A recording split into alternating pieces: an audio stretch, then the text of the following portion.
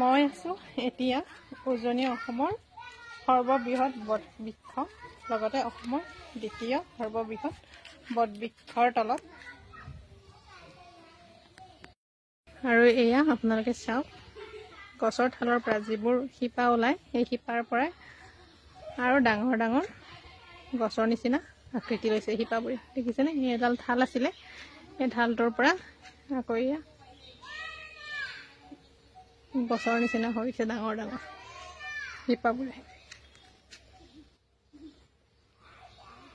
যদি আপোনালোকে আগতে দেখা নাই আজি প্ৰথমবাৰৰ বাবে দেখিছে তেতিয়াহ'লে ভিডিঅ'টো শ্বেয়াৰ কৰি দিব